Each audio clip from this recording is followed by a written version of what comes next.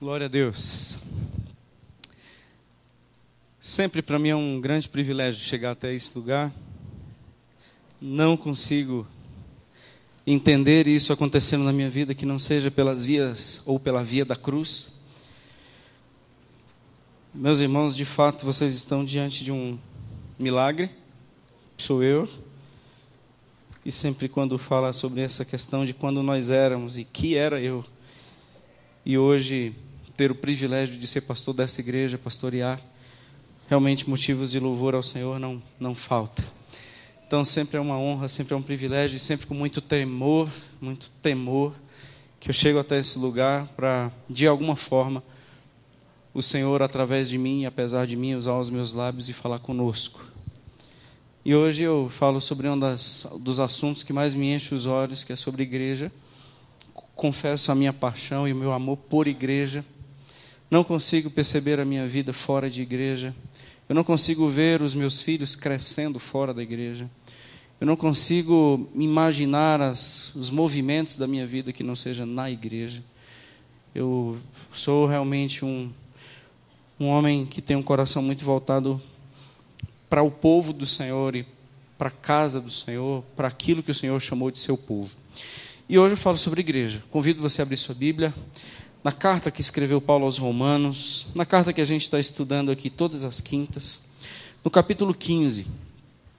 Romanos, capítulo 15, nós leremos até o versículo 7, do verso 1 ao versículo 7. Romanos 15, do verso 1 ao verso 7. Você acha que uma pessoa, ela melhora quando sai da igreja?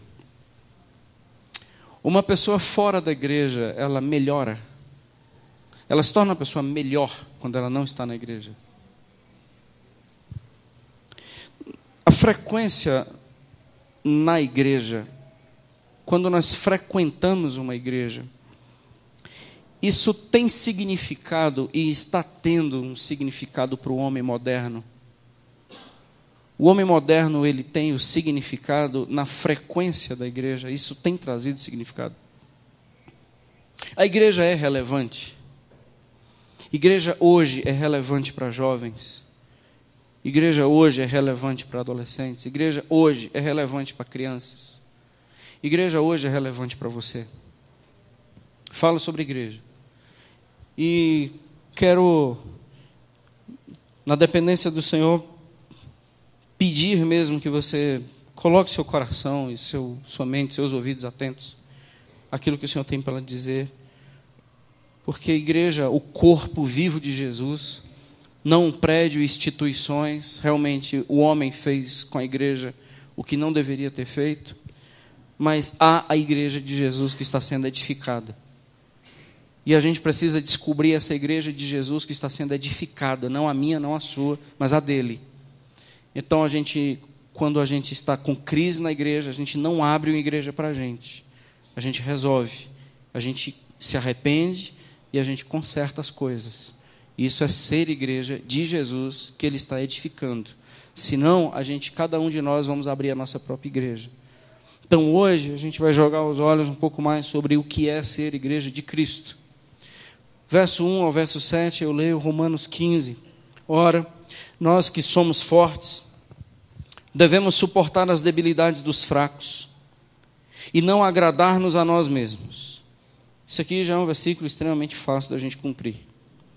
Segundo, portanto, cada um de nós agrade ao próximo no que é bom para a edificação.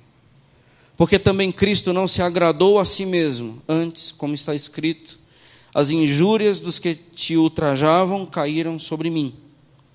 Pois tudo quanto outrora foi escrito para o nosso ensino foi escrito, a fim de que, pela paciência e pela consolação das Escrituras, tenhamos esperança. Ora, o Deus da paciência e da consolação vos conceda o mesmo sentir de uns para com os outros, segundo Cristo Jesus, para que concordemente e a uma voz glorifiqueis ao Pai, a Deus e Pai de nosso Senhor Jesus Cristo. Portanto, acolhei-vos uns aos outros, como também Cristo nos acolheu para a glória de Deus. Leio só até o versículo 7. Que o Senhor nos abençoe com a sua palavra. Na verdade, quando a gente olha para esse assunto igreja, eu acredito que é um assunto que, para muitas mentes, esse tema já está cansativo demais, porque muitos de nós estamos, de fato, meio decepcionados com o que se chama igreja.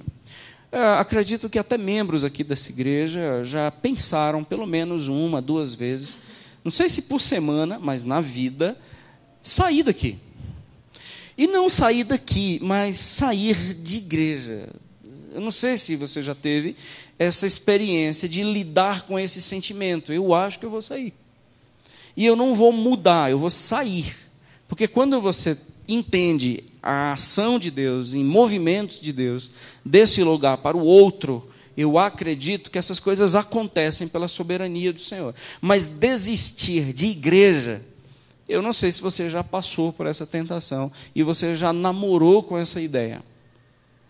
Por quê? Porque a gente vai se decepcionando e a gente vai se entristecendo, nós vamos observando coisas, a gente tinha expectativas com a igreja, e acaba que isso tudo vai se frustrando demais, e a gente não vê mais significado de estar aqui. Então, em vez de ter uma boa noite de sono no domingo, para poder trabalhar na segunda, a gente está aqui fazendo o quê? Então, numa quinta-feira, você vem do trabalho, cansado, vem para cá estudar a Bíblia mesmo para quê? E por quê? E a Bíblia e a igreja, quando ela não é amada, ela se torna cansativa, porque o que a gente não ama, nos cansa. Então, quando a gente ama, não cansa. Por exemplo, eu não canso de amar o meu filho. Eu tenho vontade de matar às vezes, mas eu não canso de amar. Mas a relação em amor não me cansa. Quando eu não amo, aí passa a ser cansativo. Então, eu só quero trazer assim, rapidamente, em poucas palavras, inicialmente, de forma introdutória, que a igreja ela é um organismo vivo, que a relação com a igreja de Jesus tem que ser em amor. Nós não temos como nos relacionar com a igreja que não seja numa relação de expectativas. Nós só podemos estar com um relacionamento com a igreja, o corpo vivo de Jesus, se nós, de fato, amarmos a igreja de Jesus. Então, eu amo a igreja do Senhor. Isso é possível, isso é requerido nas Escrituras e isso é algo que a gente precisa fazer. O que Paulo está falando em Romanos 15? Paulo fala aqui nesse texto como a igreja de Jesus ela deve se perceber. Quais são as percepções que a igreja deve ter de si mesma? Primeiro, ela tem que ser um local de acolhimento. A igreja ela tem que ser um lugar que acolhe. Agora, sim, a igreja não vai acolher você que está me ouvindo hoje. O que a igreja quer que você entenda é que ela vai te acolher por um momento. Se nós falharmos no nosso acolhimento, então, assim, nós já estamos abrindo mão, lançando fora algo que nós deveríamos ter como um movimento natural e intrínseco da igreja, que é acolher. Mas quando nós te acolhermos e você for bem acolhido, você passa a ser agora o quê? Um acolhedor. Então você não pode ter uma expectativa de todo domingo chegar aqui e ser bem acolhido, porque senão não é você que vai cansar da igreja, a gente vai cansar de tu. Porque ninguém aguenta, porque a igreja ela não administra essas coisas. A igreja não sabe administrar pessoas que não se esvaziam de si. Qual é o princípio aqui que Paulo está colocando? Bom, vocês que agora são fortes, vocês precisam acolher os que são fracos. E vocês agora não podem mais pensar em vocês mesmos, vocês têm que pensar no que é no outro. Versículo 7 fala isso claramente. Por que a gente tem que acolher? Porque nós fomos acolhidos. Nós estamos reproduzindo quem Cristo é. Nós estamos fazendo o que Cristo faz, e fez e sempre fará. O quê? Acolher. Mas para gerar em nós e fabricar em nós o quê? Um coração acolhedor. Então, quando nós olhamos para a igreja, nós não deveríamos ter uma expectativa de sermos bem acolhidos. Quando nós olhamos para a igreja de Jesus, nós devemos olhar como um local de abrigo momentâneo, no que eu estou precisando. A igreja sempre será um abrigo, mas um abrigo momentâneo, no acolhimento que hoje eu preciso, da cura que hoje eu necessito, da libertação que hoje grita dentro de mim por necessidade. Mas isso para resultar o quê? que amanhã eu faça pelos outros o que fizeram comigo. Porque a igreja passa a ser esse organismo vivo, porque se não for assim, ele não é vivo, ele é morto. E quem está tentando acolher, morre, porque ele não aguenta. Porque não foram pessoas chamadas para acolher. O acolhimento é vocacional de todos nós. Então, eu não sei para que Deus me chamou. Hoje você sabe. Olha só que culto de libertação hoje aqui. Você já sabe para que Deus te chamou. Para quê? Para que você acolha aqueles que estão fracos na fé. E o interessante, que o que Paulo usa aqui como expressão, é vocês que são fortes. Vocês que já estão fortalecidos. E Paulo é aquele que declara a sua fraqueza lá na frente. É isso, gente, porque nós não estamos falando de coisas distintas. Nós estamos falando de um mesmo ser humano. Eu sou fraco, mas já forte a ponto de reproduzir quem Cristo é em mim, de refletir quem Ele é, de resplandecer a sua imagem em mim, de fazer aquilo que Ele fez. Eu posso sim reproduzir aquilo que foi feito em mim e por mim. Isso é vocacional. Isso é ter uma nova referência na minha vida. Porque é complicado a gente reproduzir algo que nós não fomos ensinados. Nós agora somos fortes porque Cristo nos visitou, Cristo nos redimiu, Cristo resolveu a nossa vida e agora Ele nos chama para um envolvimento no seu projeto. E que envolvimento é esse? Reproduzir quem Ele é. Amém? Então a igreja do Senhor, ela é esta comunidade de fé, mas ela percebe que a fé, por mais que seja pessoal, ela não é privativa. Coloque isso na sua cabeça, deixe Deus falar ao seu coração. A fé é pessoal, mas ela não é privativa. Porque a fé que nós temos inclui o outro. A fé que nós temos, ela agora se move em direção ao outro. A fé é pessoal, mas ela não é privada. Porque eu tenho que perceber agora que quando eu não me movo em direção ao outro, eu tenho uma crença, eu não tenho uma fé. Porque a fé que eu tenho gerou em mim uma pessoa, e essa pessoa se chama Cristo. Pela fé, eu sou Cristo. Porque foi pela fé que houve uma transformação dentro de mim, e não foi melhorias, foi realmente uma transformação, a ponto de não ser mais eu quem vive. Mas Cristo vive em mim. Então, se Cristo vive em mim e eu não faço o que Ele faz, eu não reproduzo quem Ele é, e o reflexo da minha vida não tem nada a ver com a sua imagem, aonde está o erro? Só uma coisa se justifica, é se Ele não é a minha referência e se Ele não está em mim. Porque se Ele estiver em mim, o que será natural? Refletir quem Ele é. Por que a gente complica as coisas para nós mesmos? Porque nós queremos, como bom advogado, encontrar brechas na lei para justificar os nossos pecados. Então a gente diz assim, eu tenho um problema, eu não consigo reproduzir Cristo. Porque eu tenho um problema nessa e nessa área. Seria muito bom a gente dizer assim, eu estou em pecado, porque eu não consigo reproduzir o Cristo que me redimiu. Entende, irmãos? Nós temos hoje assim, uma geração de pessoas que estão reclamando demais, porque a igreja não está assim, a igreja não é do jeito que eu penso, a igreja não está de acordo com o que eu acho que deva ser. Eu quero pedir hoje para que você ore sobre isso. Eu não sei se a gente está no rumo certo. Eu quero dizer que você tem todos os direitos de ter muitas dúvidas sobre a igreja. Eu só quero lhe pedir que você não duvide da igreja. Você pode ter dúvidas, mas você não pode duvidar. Porque quem duvida, ele não é gerado de fé. Então, eu creio na igreja.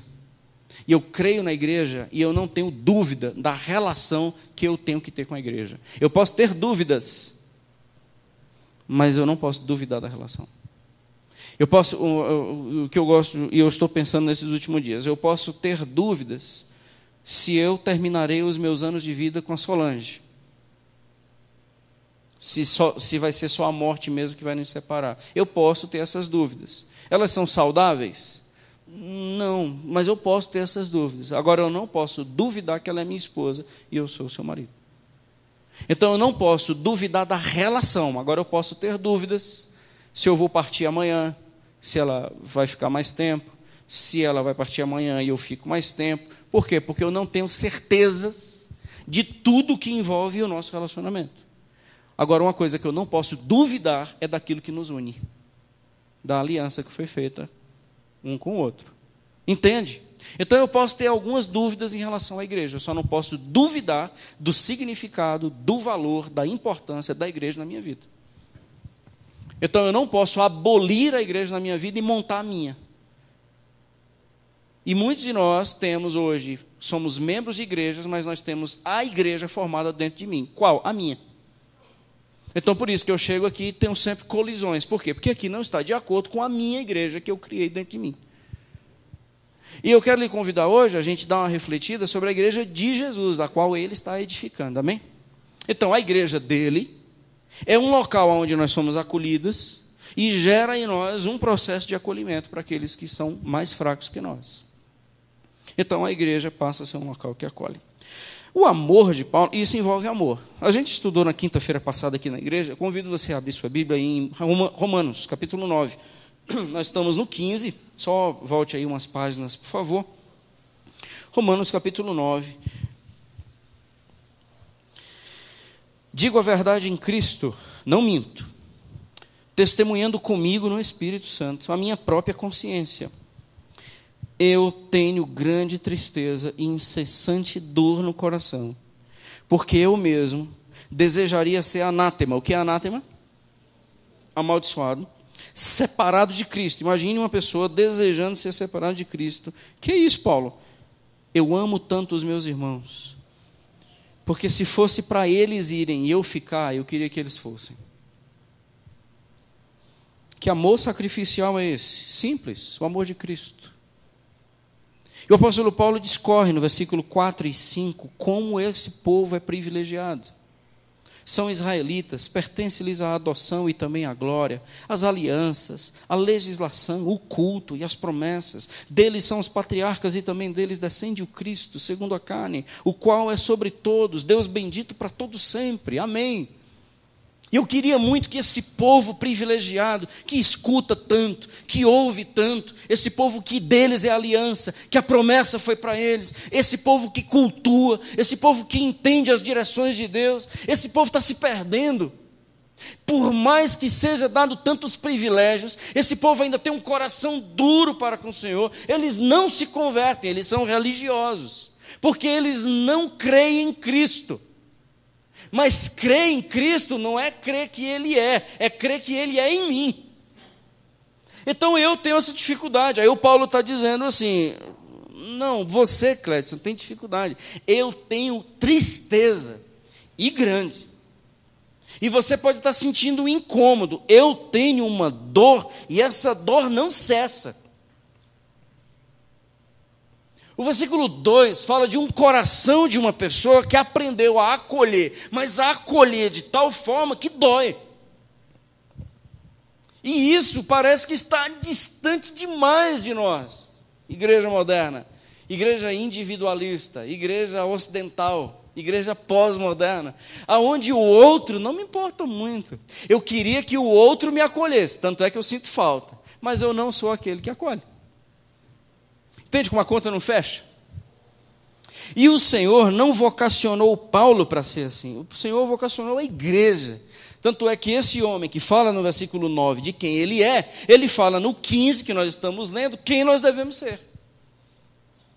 Então vocês que são fortes, vocês deveriam sentir a mesma dor pelos outros. Meus irmãos, assim, dei esses exemplos e vai ser a última vez, assim, pelo menos agora, nos dias atuais, que eu vou dar esses dois exemplos.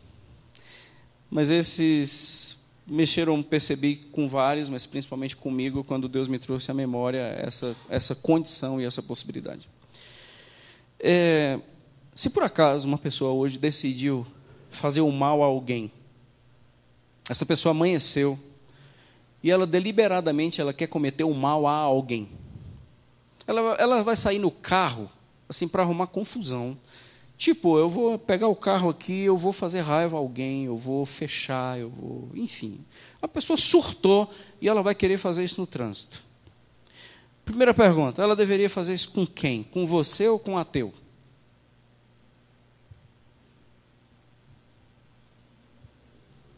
Vocês não sabem? Que faça com ateu. Tem que fazer com a gente. A pessoa hoje resolveu fazer o mal. Ela tem que fazer o mal para quem? Para nós. Não tem outra pessoa melhor para fazer o mal. Gente, a gente é uma coisinha assim que Deus ama muito a gente, a ponto do mal existir no mundo, faz com ele. Assim, um patrão quer perseguir alguém no trabalho. Por isso que você não entende por que aquele funcionário que é um encrenca, o patrão gosta dele. E tu, que tenta fazer as coisas organizadinho, o cara te persegue. Você não entende por que não? Você descobriu. Porque ele vai ter que perseguir alguém. Quem? Tu. É vocacionado para isso. Isso é a razão do nosso chamamento, como fala no Tessalonicenses. Por quê? Porque agora nós vamos ter a capacidade de responder como Cristo responde. Porque como é que a gente ia responder como Cristo? Nos cultos? Não, quando a gente acolhe. Quando a gente acolhe quem? O fraco, o encrenca. Por isso que a gente precisa de paciência. E aqui nesse texto não fala Deus de poder, versículo 5. Não fala Deus da glória, não fala Deus da esperança. Fala Deus de quê? Deus da paciência. Então esse Deus da paciência te conceda a mesma coisa que houve em Cristo. O quê? Paciência. Com quem? Com quem perseguir. E por que você está querendo matar quem te persegue? A pergunta é, que espírito você pertence? Por que ninguém pode errar com você? Não, na verdade, assim, por que ninguém pode te contrariar? Por que você não perdoa as pessoas que erraram? Quem foi que disse que não iam errar com você? Tinham que errar com você mesmo. Se existia uma pessoa a qual deveria ser o alvo de todos os erros da humanidade, era tu. E eu. Por quê? Porque nós representamos quem? Cristo, gente. Todas as injúrias que caiam sobre mim, está escrito. Versículo 3. Que todas as injúrias recaiam sobre mim. Por quê? Porque eu vou responder de forma agora que Deus quer que eu responda. A fechada no trânsito. A fechada no trânsito é a coisa mais simples para mim na minha vida. Vocês imaginam um homem tranquilo dirigindo. Um homem calmo. Por quê? Eu estou muito por quê, né? Há um homem sendo formado dentro de mim que ele ainda não está pronto. Qual é a sua dificuldade? Sua dificuldade pode ser alguém que abusa de criança. Sua dificuldade pode ser alguém que não cuida bem dos filhos. A sua dificuldade pode ser alguém que mente. Você não aguenta mentira. Você não aguenta falsidade. Então você tem as suas listinhas de coisas que não aguenta. Deixa eu te dizer uma coisa. Aí a gente lê o versículo 7. E por que Cristo te acolheu? Porque, na verdade, Cristo também não te aguenta. Porque se você for passar a tua listinha e passar para a mão do Senhor, aliás, nem precisa fazer a sua listinha, porque talvez a gente não seja tão honesto. Deixa que ele faz. Ele diz, olha aqui o que eu escrevi a seu respeito. Você está falando da sua irmã, você está falando do seu pai, você está falando do seu irmão, você está falando do seu filho, você está colocando um monte de coisa que você não aceita, não admite, não tolera, porque você fica dizendo que não tem sangue de barata. Agora, olha a tua lista. E eu só quero te falar que você, com essa lista, no versículo 7, eu te acolhi. Então, por que tu não vai acolher o outro? Quem tu pensa que tu é? Uma coisa eu sei, tu não é eu. Porque se tu fosse eu, tu acolhia. Amém, irmãos? Então a gente está se tornando uma coisa que não é Cristo. Que coisa a gente está se tornando? E essa coisa que nós estamos se tornando, a gente está montando a nossa igreja. Aí a gente está fundando a nossa igreja com as coisas que a gente se torna. Porque Cristo que não é. Porque se alguém falhar comigo na minha família, eu deleto. Se alguém falhar comigo aqui na igreja, eu corto. Ninguém pode falhar comigo. Então a minha resposta é podar. Então, mas meu filho, podar, um ímpio poda. Um ateu mata. E tu só não mata porque você não tem coragem. Por isso que quando você odeia o seu irmão no coração, você já é o quê? Assassino, porque eu não lido com comportamento, eu lido com natureza. E a tua natureza é de assassinato. Você só não pratica o comportamento, mas eu não lido com comportamento, eu lido com a essência. Por isso que não adianta você dar oferta e tem alguém que você odeia. Eu não calculei aquilo. Você só está se tornando réu, porque você está pensando que me compra.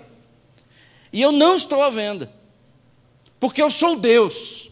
E o que eu quero fazer da sua vida não é te chamar para um trabalho, é para que você seja o meu filho.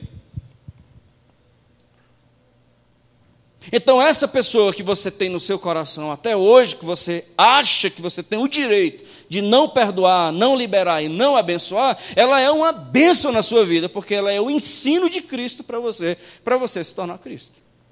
E você vai precisar de muita paciência. Aliás, você vai precisar de um Deus da paciência. E quando nós nos tornamos Cristo, a pessoa aprontou, me pediu perdão. Aí ela fez de novo e pediu perdão, 2. Aprontou, aí você já virou assim, vem de novo, 3, aí pronto, meu amigo, acabou. Da 4ª para frente eu já não sou mais Cristo. Você é o que então?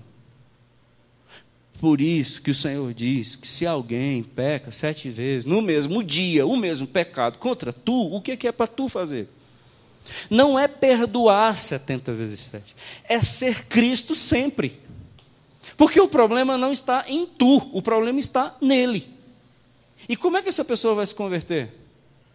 Quando ela estiver sempre lidando com Cristo.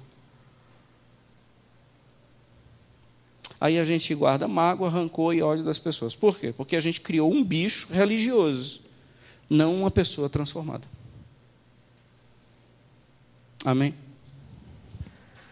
Então, quando nós olhamos essa questão, você é forte, acolha o fraco. E você tem que acolher, não é o abraço na recepção da igreja. Porque a gente não sabe se nós estamos abraçando um fraco. A gente vai saber se a pessoa é fraca quando? Quando a gente começar a se relacionar com ela. Porque muitas das pessoas que nós abraçamos aqui, a gente não sabe se a pessoa é fraca ou forte. Eu só vou saber na convivência. E quando eu for conviver, eu sei que ela é uma pessoa fraca. Aí, eis um chamado. O que eu tenho que ser? Uma pessoa que acolhe. Coisa simples, é coisa bem simples para nós. E eu acho fantástico porque isso aqui é o Evangelho. E o Senhor nos liberta desses engodos e enganos que a gente se meteu. Porque o Senhor ama nos curar. Essa pessoa que perdoou 7 vezes no dia, ela adoeceu ou ela é uma pessoa curada? Ela é uma pessoa curada. Agora, eu perdoei da 3ª, da 4ª, eu sou outra pessoa, ela adoeceu ou está curada? Ela adoeceu. E ela vai ficar doente. Por quê? Porque fora de Cristo não há cura. Onde é que é a cura? Ele em mim. Pelas suas pisaduras, pelas injúrias que o Senhor tomou sobre si, eu fui sarado. Agora a gente está pensando que foi sobre ele, né? E aí me tornou imune a isso. Não. Quando isso acontecer comigo também, eu participarei de um processo de cura. Porque eu me tornarei o Senhor. Segundo, a igreja ela tem uma voz, e essa voz eu chamo de voz de sabedoria. Aqui no versículo 6, o apóstolo Paulo diz que vocês deveriam viver de forma concordemente, assim, há uma forma em concordância. Vocês vivem em concordância e a uma voz vocês glorificarão a Deus. Na verdade, esta voz que nos organiza é uma voz de sabedoria que nos ensina. Só que esta voz de sabedoria que nos organiza e nos ensina, ela é instrumentalizada pelos meus lábios. Ela vem pelos meus lábios. Como nós lemos hoje de manhã em Coríntios, o Senhor nos deu uma ministração, o Senhor nos tornou ministros da reconciliação, usando os nossos lábios para que por meio dele venha a sua voz e reconciliemos o homem com Deus. Então, essa ação de reconciliar homem com Deus, eu sou o agente, eu não sou passivo, eu sou ativo, porque essa voz sairá dos meus lábios. Então, assim, eu sei que o José tem problema comigo. O que eu vou fazer? Eu vou chegar para o José e dizer assim: Zé, tem um negócio entre nós dois que não foi construído pelo Senhor, deve ter sido o capeta. Porque esse negócio que está construído entre eu e você está nos separando. E entre nós temos que concordar que nós, como irmãos, nós não podemos ter isso aqui que nos separe. Nós vamos ter que, concordemente, entoarmos cânticos no Senhor em uníssono, em uma só voz, porque tu me acolhe e eu te acolho, porque esse texto ele é de via dupla. Então eu sei o que você fez comigo e eu sei o que eu fiz contigo. Sabe o que a gente vai ter que fazer? A gente vai ter que andar agora o resto da nossa caminhada concordando que nenhum dos dois presta. Tu não presta e eu também não presto. Então eu tenho que te pedir perdão e eu tenho que ser perdoado por você, para que a gente entre e caminhe em concordância, porque se não for em perdão, a gente não tem uma só voz. Nós somos sustentados aqui nesta noite por uma palavrinha chamada perdão. Se não fosse perdão, nós não estaríamos vivos. A igreja de Jesus, ela é sustentada por uma voz dizendo assim: perdão. Na cruz, sendo dilacerado, qual foi o brado dele para o povo? Perdão. Porque você, se eu te disser não perdoo, você será exterminado na hora. Então, como é que eu vou andar em concordância com o outro? Com essa voz. Eu quero que você sinta o que Cristo sentiu. Está entendendo o texto? Que esse Deus da paciência e da consolação, verso 5, vos conceda o mesmo sentir de uns para com os outros, segundo quem? Segundo Cristo. Então, o que você vai sentir pelo outro é aquilo que Cristo sentiu por você. Então, a gente está reproduzindo Cristo. Isso é ser minha igreja. Porque a minha igreja reproduz quem eu sou. A minha igreja não trabalha para mim, porque eu não preciso de ninguém. A igreja reflete. Por isso que a gente resplandece como luzeiros a imagem de Jesus nesse mundo em trevas. Eu acho isso fantástico, porque agora nós podemos ser pessoas que vai vivenciar o versículo 14. Está em Romanos 15, aberta aí a sua Bíblia, vamos para o versículo 14. Aí o Paulão diz o seguinte: e estou certo, meus irmãos, sim, eu mesmo estou certo a vosso respeito, de que vocês estão cheios de bondade, sabem tudo o que é preciso saber e são capazes de dar conselho uns aos outros. Verso 14, vocês estão possuídos de bondade, cheios de todo conhecimento e aptos para vos admoestardes uns aos outros. Vocês agora mudaram a natureza, a sua natureza não é má, a sua natureza agora é boa, porque sou eu em você. Você não responde mais o mal com o mal, você responde o mal com bem, porque agora você sou eu e eu sou tu. Você vai até querer guardar algum tipo de mágoa, mas você não vai conseguir, porque a tua natureza, ela não consegue absorver o mal.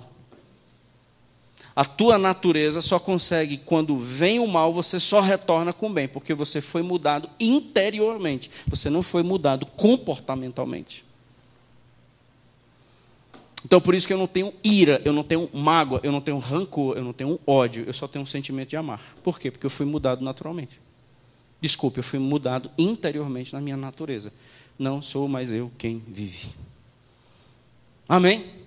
É mais ou menos por aqui. Aí o apóstolo Paulo fala isso no versículo 14. E agora, não somente vocês são possuídos de bondade, como vocês estão cheios de entendimento. Vocês agora são pessoas fortes. Porque vocês possuem agora uma capacidade de aconselhar aqueles que estão errando.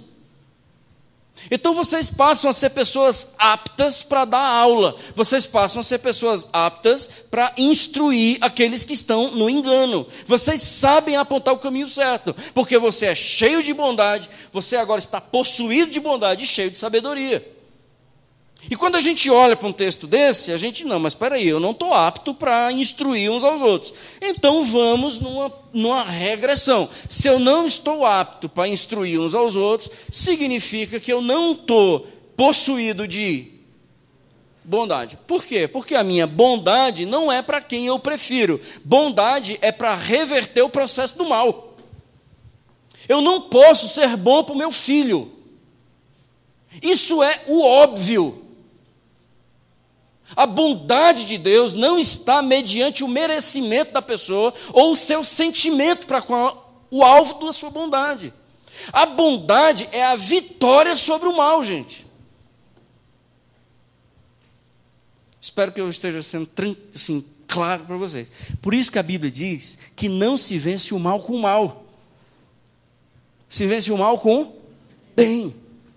Porque se o mal vem e o mal foi, quem ganhou? O mal. E o que o mal me tornou? O má, uma pessoa má. Então o mal ganhou, o mal triunfou. Qual é o maior triunfo do mal? Me tornar uma pessoa má. Porque o mal que cometeram contra mim, se eu for reverter com o mal, eu me tornei mal também. Então o mal triunfou. Agora, o mal que cometeram contra mim, eu reverti com o bem, quem ganhou? O bem. Então, por isso que você é possuído de bondade. E só sendo possuído de bondade, você é apto para instruir. Porque agora o teu coração é tão bom que ele passa a ser plenamente pronto para entender aquilo que o Senhor queria para a sua vida. Por isso que você passa a ser uma pessoa cheia de todo conhecimento. Então nós vemos pessoas com coração mau querendo entender. Meu amigo, é mais fácil fazer uma vaca voar. Porque uma pessoa má entender, vai ser fácil não, companheiro. Porque você ainda responde com o mal. Quando falam de você, você fala daquele que falou de você para mais 8 pessoas. Então, fofocar a teu respeito, o que você vai fazer? Você vai fofocar a respeito daquele que fofocou aquilo da sua vida que você não queria que tivesse fofocado.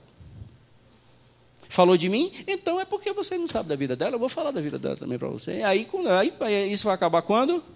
No inferno. Por quê? Porque isso é coisa do inferno. Então a gente já vivencia o inferno. Quando o Senhor diz à igreja deveria aconselhar em sabedoria, é porque não é um curso teológico, é cruz. A igreja não aconselha em sabedoria porque fez curso teológico. Lá em Apocalipse fala de um ser que tem característica de cordeiro, mas a voz dele é de dragão. Esquece disso não. Lá no Apocalipse tem um ser com características de cordeiro, mas a sua voz é de dragão. Voz. O que Paulo está falando aqui?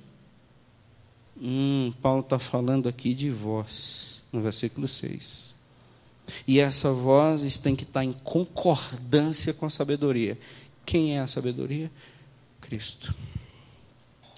Terceiro e último. A igreja, ela coopera incansavelmente. A igreja, ela é esta comunidade que acolhe, e o seu acolhimento é por amor. Essa igreja aconselha, e quando aconselha é em sabedoria. E esta igreja é a igreja que coopera e coopera de forma incansável. Volto, mais uma vez, para a palavra paciência.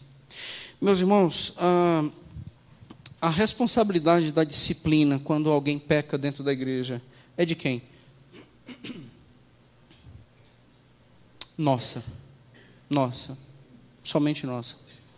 Então, quando nós observamos assim, fulano de tal comete o que comete, ainda canta, quem é o culpado? Você que sabe que ele comete o que comete, ainda canta.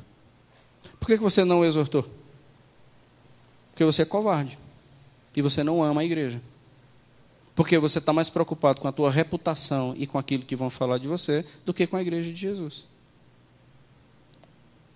Então a gente vai administrando as nossas bagaceiras e ninguém tem autoridade para falar com ninguém. Então virou uma anarquia. E essa não é a igreja. Porque se nós não temos mais autoridade e voz profética sobre a vida do nosso irmão, porque nós também falhamos, isso aqui vai virar uma anarquia. Porque cada um vai fazer o que bem entende e ninguém pode falar nada para ninguém. Porque a gente vai... Isso tem até nos casamentos, assim, quando um cônjuge vai orientar o outro, o cônjuge diz assim, e tu? Pensa que é quem para estar falando, entendeu? Então nós iríamos ter uma palavra de cura, uma palavra de orientação, mas nós já retrucamos porque entendemos que aquele não tem autoridade. Quero lhe chamar para uma palavra. Fique firme, não desista não. A gente precisa trabalhar de forma incansável, porque é pela igreja de Jesus. Porque por mais que as pessoas não nos reconheçam como autoridade, ela vai ter que entender que a autoridade é essa aqui e não nossa. Não desista. Coopere de forma incansável. Porque a autoridade não é daquele que fala, é daquele que é a origem. Então, quando eu estou falando de alguém ou para alguém sobre os seus pecados ou sobre as suas lutas, suas dificuldades, eu estou representando aquilo que Deus quer que a pessoa escute. Mateus capítulo 18 fala que quando um irmão pecou contra mim, eu tenho que ir lá, eu não tenho que denunciá-lo, eu tenho que ir lá resolver o problema. Se ele não se converter, se ele não se arrepender, eu levo só 2 testemunhas. O pastor está nesse texto onde? Só no fim, porque ele vai estar na igreja, e lá na igreja ele torna público que aquele irmão não faz mais parte da congregação. Mas até chegar na igreja, o processo de cura, de admoestação, de correção já aconteceu. Por que nós não fazemos isso? Porque a gente está criando uma coisa e está chamando essa coisa de igreja. Isso não é igreja, a gente está montando a nossa. Porque a igreja de Jesus, quando eu vejo um irmão que pecou, eu tenho que ir lá. Mas eu não vou porque ele vai dizer que eu também sou pecador e quem não tem pecado atira a primeira pedra. Meu Deus, isso é uma canseira. Você entendeu que Jesus estava ensinando para aqueles homens que ninguém tem autoridade de admoestar o outro em amor? Meus irmãos, até mesmo porque nós não somos apedrejadores, nós somos pessoas de restauração. A não ser que você seja apedrejador, mas eu não tenho interesse de olhar para esse texto e ver nenhum apedrejador, não consigo. Eu vejo pessoas que são agentes de cura, tanto é que eles são revestidos de sabedoria e bondade. E pessoas, no versículo 14, que são revestidas de sabedoria e bondade, eles não podem ser apedrejadores. Eles são agentes de redenção, amém? E por isso nós não podemos cansar. Porque a gente vai cooperar na igreja do Senhor para que esta igreja seja a mais saudável possível. Eu não acredito que nós deveríamos subir no monte para receber, antes da intenção de subir no monte para entender o que é que eu tenho que doar.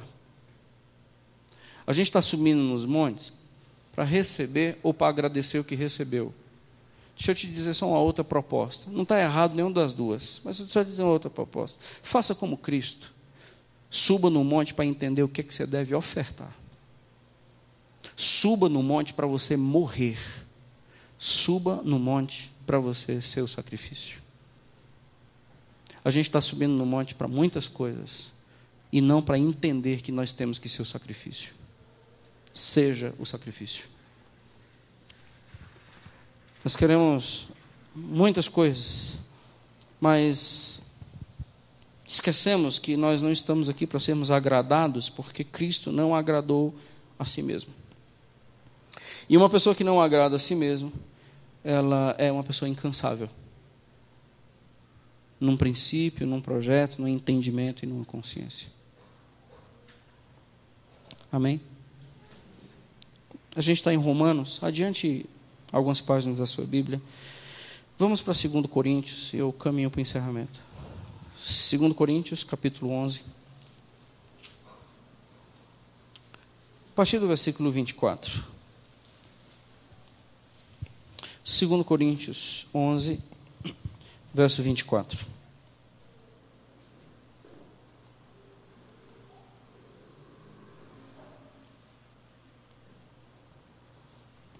Cinco vezes recebi dos judeus uma quarentena de açoites, menos um. Fui 3 vezes fustigado com varas, uma vez apedrejado, em naufrágio 3 vezes. Uma noite e um dia passei na voragem do mar, em jornadas muitas vezes, em perigos de rios, perigos de salteadores, perigos entre os meus próprios patrícios, em perigos entre os gentios, em perigos na cidade, em perigos no deserto, em perigos no mar, em perigos entre falsos irmãos, em trabalhos e fadigas, em vigília, muitas vezes, em fome e sede, em jejum, muitas vezes, em frio e nudez. Além das coisas exteriores, há o que pesa sobre mim diariamente, a preocupação com todas as igrejas. Se esse homem não cooperasse incansavelmente, ele não receberia açoites, ele não participaria em momentos de naufrágio, ele não passaria por um processo de apedrejamento. Se esse homem se cansasse com a igreja, ele não passaria por isso. Deus, quando olha para nós, ele vê o problema ou vê a parte da resolução?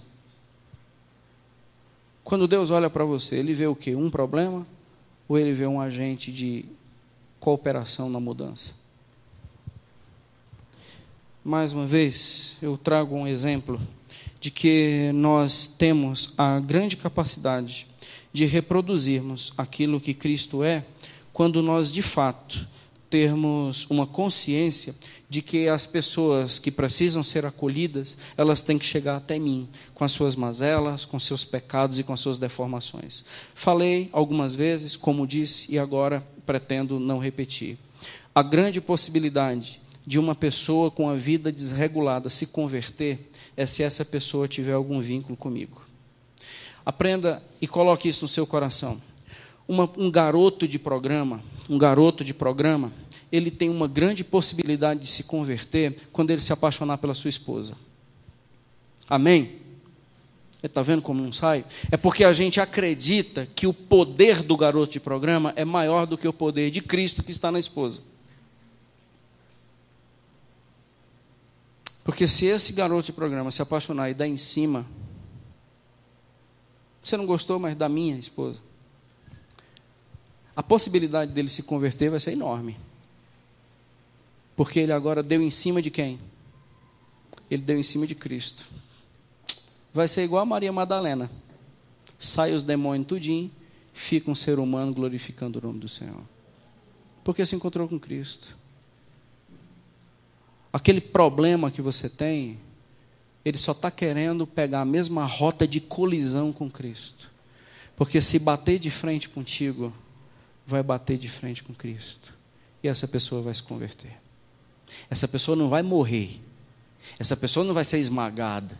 A minha vitória não vai ter sabor de mel. Essa pessoa vai se converter. Grande possibilidade de ouvir esses exemplos, eu achei muito fantástico. Uma grande possibilidade de uma prostituta se converter se ela se apaixonasse por seu marido. Deus não vai levar o seu marido para o prostíbulo. Mas quem sabe Deus poderia levar o prostíbulo até o seu marido. E lá, aquele lugar ser transformado pelo poder de Jesus. Por que a gente não acredita nisso? Porque a gente está criando uma coisa e está dando o nome de igreja. Porque a gente entende que o inferno prevalece sobre a igreja. Por isso que a gente está com as portas trancadas. Quando na verdade o que Cristo disse foi: as portas do inferno não vão prevalecer contra a ação da minha igreja.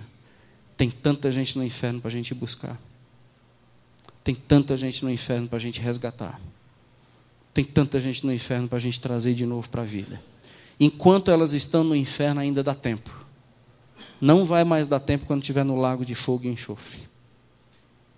Então a igreja precisa parar de ser ovelhas e se levantar como pastores. Quando Jesus olhou para a multidão e chorou por quê? Porque era uma multidão aflita e exausta, como ovelhas que não têm pastores.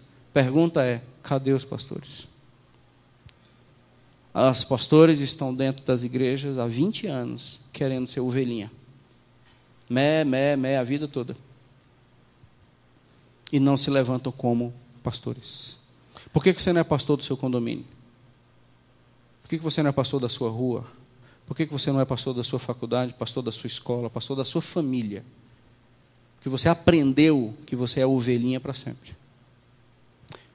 Quero te chamar hoje para você ter um novo conceito de igreja. Deus está chamando pastores nesse lugar, para assumir uma nova posição. Deixar de ser ovelha mimada e passar a serem pastores com autoridade profética. Não com interesse de púlpitos e palcos, mas com interesse de pessoas que estão no inferno para resgatá-los.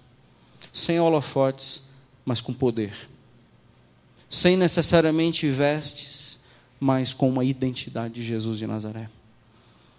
Se aquela pessoa do seu colégio, aquele aluno complicado, se ele se meter comigo, o que vai acontecer? Ele vai se converter. Ele vai se converter porque alguém chegou lá para acolher, para instruir em sabedoria e para trabalhar de forma incansavelmente por aquela vida. E a gente faz isso porque alguém um dia fez isso por nós. Aí é a igreja de Jesus. Aí é um membro de uma igreja de Cristo. E não uma coisa que a gente está criando para a gente cantar e ouvir a palavra, encher o bucho e ir para casa. Mas que o Senhor produza em nós a pessoa de Jesus de Nazaré. Então, não tenha medo do seu marido, perder sua esposa, perder filho. Porque quem tem medo não ama. Porque quem tem medo está preocupado consigo. E a gente não pode viver preocupado comigo. É o amor que lança fora todo medo. Então a gente vai amar e não ter medo. Então a gente vai voltar para casa, encarar mais uma semana como pastores, para que um mínimo de ovelhas exaustas e aflitas existam perto de nós. Se tem ovelhas cansadas e sobrecarregadas, é porque ainda não nos conheceu. Porque se nos conhecerem, eles vão ouvir uma palavra que vai restaurar suas vidas. Amém? Vamos ficar em pé, vamos orar.